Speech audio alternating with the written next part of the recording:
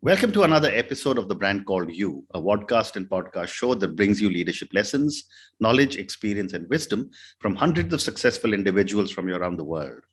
I am your host, Ashutosh Garg, and today I'm delighted to welcome a very, very accomplished individual from India, Dr. Jawahar Surisetti. Dr. Jawahar, welcome to the show. Thank you. Jawahar is an advisor to the government of India. He's an eminent psychologist, futurist, author, and innovator. He's been recognized as the Think Professor for his art of thinking, and he's among the top 24 policymakers of India. So let's first talk about your first avatar as the advisor to the government of India. Tell me about the work you do. Okay, so the major work that we do, I have been the advisor to both governments. It was the earlier UPA government as well as the NDA government. Okay. And it's a dubious distinction to balance both this. But before I come to what we do, because the roles were different in both. So Dr. Manmohan Singh was in the US to meet Barack Obama, and I had handled Barack Obama's Asia Pacific election campaign. So, and I was doing advisory of charter schools in the US. They were stuck with something. So Obama called me and we had a discussion. And I was there in the US when Prime Minister Singh had come. So in his discussion with the president, he said that we want to ramp up the Indian education system.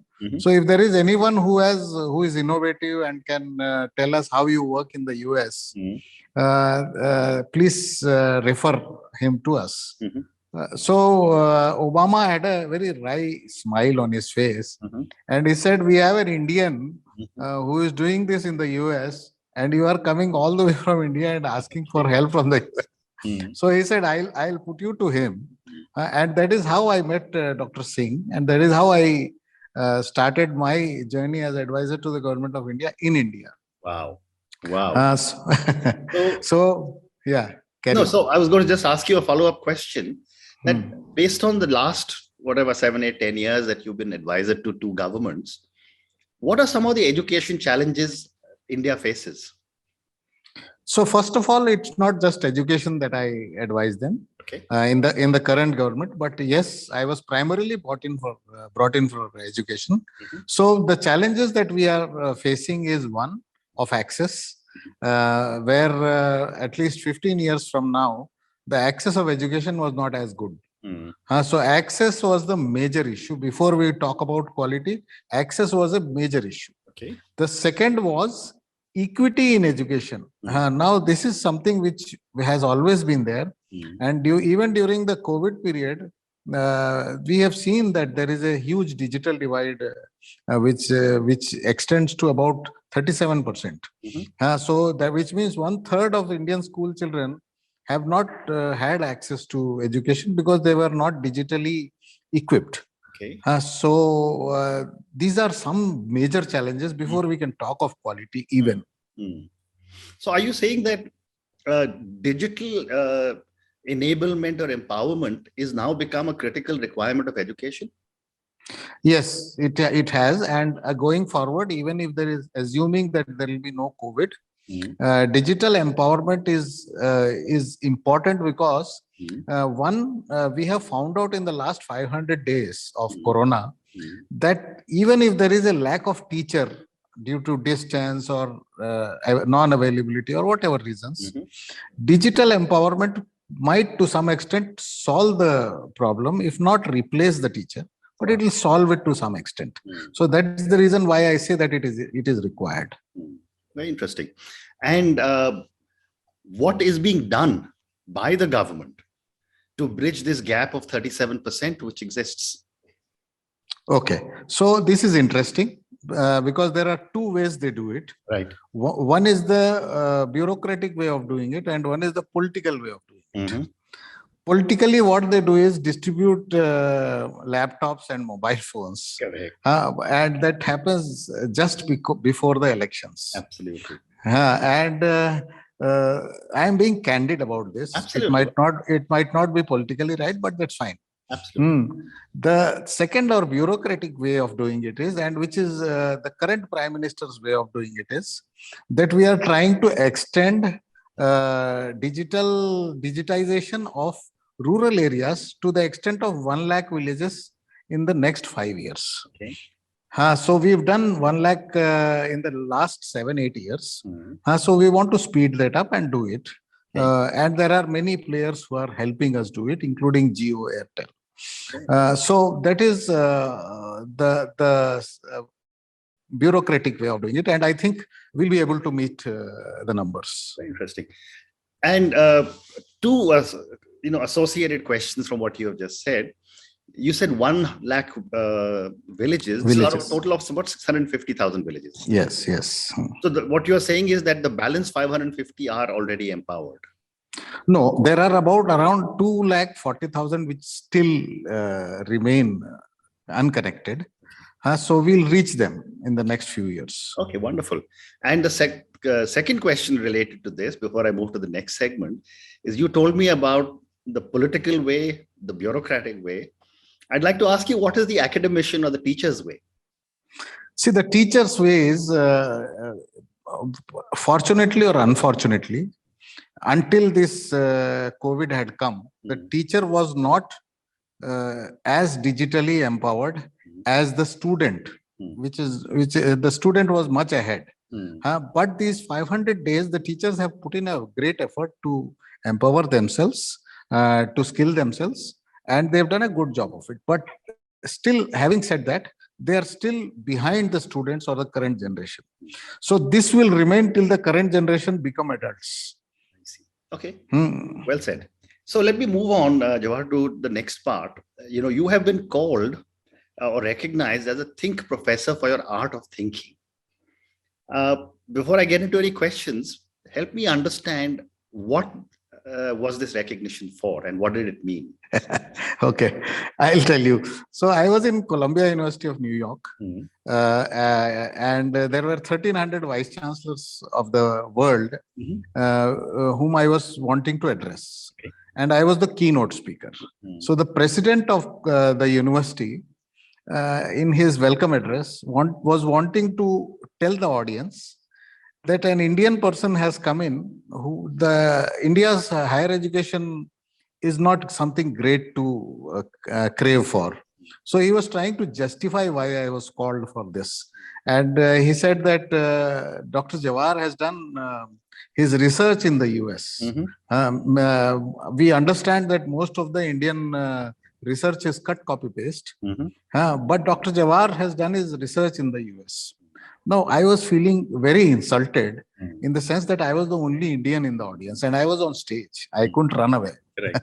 So I said, let me get back to him when I speak. So when it came to my speaking, I started my address with, in your pre-K, what do you teach to your children? So one vice chancellor got up and said, we teach A to Z 1 to 10. I said, with all the original research that you've done, we also teach the same things, but my question is something different. And please answer this. So I said, when you teach A to Z, everything is fine. When you teach 1 to 10, 1, 2, 3, 4, 5, 6, 7, 8, 9 is fine. But when you come to 10, have you taught the 0? The question was so deep that there was no answer. Now I said, my parents and your parents in India or in the US have taught us 1 to 10. Our teachers have taught us 1 to 10. We have forgotten how to question them. Why not 0 to 9 was the question that we needed to put for the whole system to be changed. Right. But we didn't ask that question for ages. And that is the reason we have not changed it. And then they understood that there is something here and that started the process of thinking in all the vice chancellors. And then at the end of the session, Columbia University and the Bill and Melinda Gates Foundation funded my research on the art of thinking and how to provoke thinking in school children at a very young age so that they can ask questions which might bring in social change. We don't know. And that is how this name stuck to me. Amazing. What an amazing story. So let me now move on. You have developed 2 different apps One is called Hapia and Aprison. I don't know if I've got the pronunciation right, but do tell me about each of these. Okay. So this was, again, there was a trigger to this. The trigger was the UN Happiness Index, Global Happiness Index, puts India way back into 123rd position, etc. Right. And for me, India is very close to my heart. Correct. And India coming at that position, it seemed not justified. So I went into the Global Happiness Index and found that there is a critique possible in this. And then I said that migrants are happy means the country is happy is something that the UN says. So I said, I am not bothered about what is happening that way. They are a minuscule part of the population.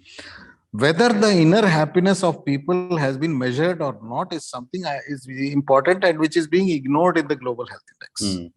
So I said, let me, instead of just preaching that this is right, this is wrong, let me try and find out whether I can do something. And that is how Happy came in. So Happy is a index which measures your internal happiness. And to make it sustainable, what I have done is we have said that all corporates, in all corporates, happiness has become a big deal now because it increases corporate efficiency. So I am saying you take this app, measure the happiness of your internal people, and department wise we'll give you reports, we'll give you everything. So you can design your trainings, etc., or your welfare measures based on this index. This is an HR exercise and it is as cheaply priced as $2 per year. So we wanted to make it very, so that is how Happy came in. The second was during the COVID, children were in the four walls of the house. And before that, the parents' dispensation or the teacher's dispensation was, do not touch the mobile. Don't get on too much into the mobile.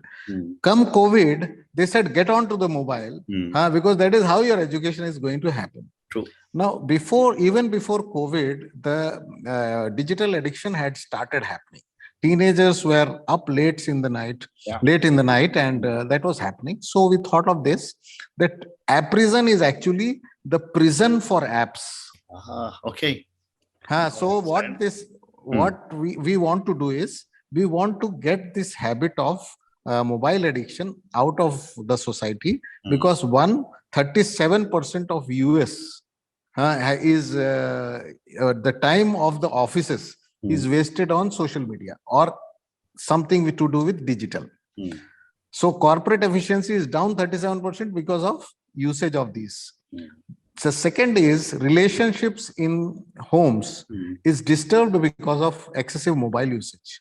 The third is children are distracted from their studies because of excessive use of, and they have a sleep cycle which is disturbed. So all these three segments we had thought of and then devised this. Now the major two factors of why you should use Aprison is because one, Aprison gives you everyone will tell you are addicted to mobile, but Aprison gives you app-wise record of which app you are most addicted to which are the timings which you are most addicted. So 9 to 10, I might be addicted to, let's say, Facebook. So the idea is to empower people to, because if I am addicted, I know that I am addicted, but I can't get rid of that addiction. So the idea is to put Facebook in the peak addiction times in a prison, and then it does not come out. I see. Okay. And then 9 to 10, if you are imprisoned and your behavior is good, that 9 to 10 you don't touch Facebook, you are rewarded the next day. Like in a prison, you are allowed to meet your people for 5 minutes on parole. Okay. Similarly, you get a 5-minute reprieve from that 9 to 10 next day because of your good behavior, and you can access WhatsApp or whatever. So that's Aprison. How fascinating. But therefore, this takes me to another very interesting question, which is on what China is doing for its, on digital. They've actually called it digital opium. Yes. Right. And have clamped down and given restrictions, the very stringent restrictions. So my question to you is that, you're also thinking of something similar to be able to protect children at prison, etc. But is this the way to go? And the next question is, are we judging a generation whose only tool is digital? No, I am not judging. And that's right. What you have said is there is a contradiction here. First of all, we can't go the China way because we are a democracy. Correct. So even my apps will show that we belong to an Indian democracy. I can't clamp down on anything. Good. So it's an empowerment tool which we are using. The second part of your question is whether I am trying to cringe the democracy or the innovation of the next generation is not.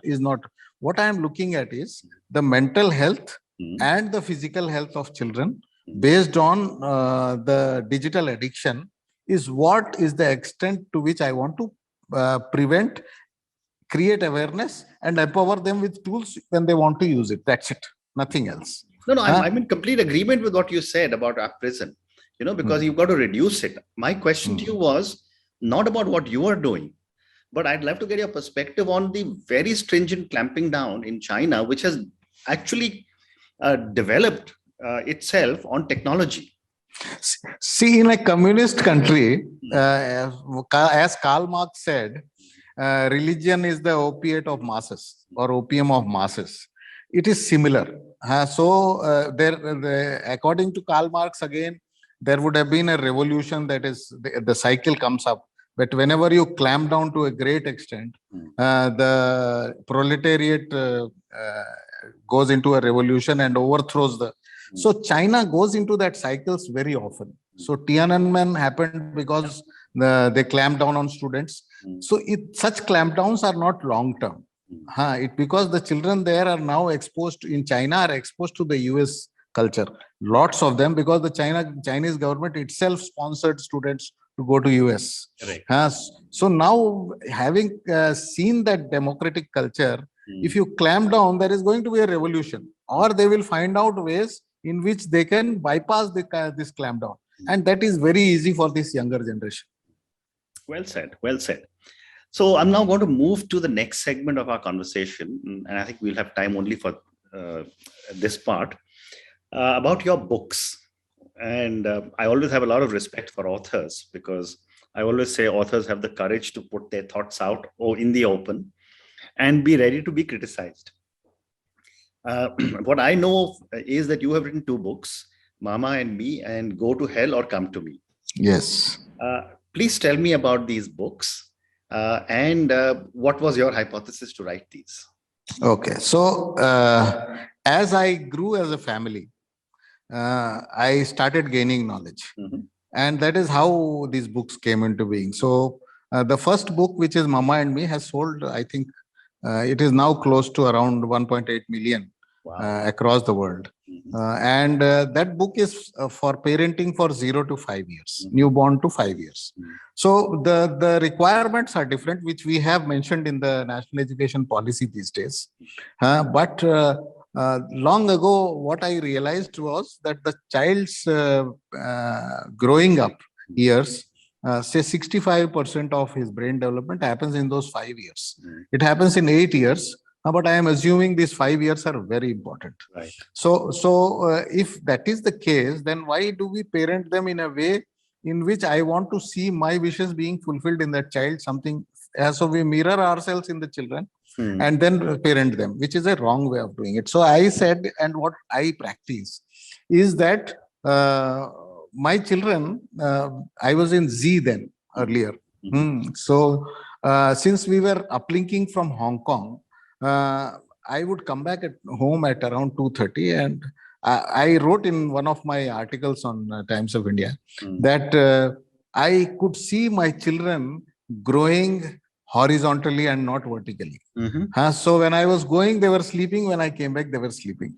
And one fine day, when I came back, I felt, what would I do with this money if I am not able to see my children play, etc., etc. And then I started enjoying my parenthood. So this was the primary spark to leave the corporate world because I was working that kind. So then I started penning down whatever. So I would take them, instead of saying that this is the railway engine, I would put them before the railway engine or beside the railway engine to say that this is the railway engine.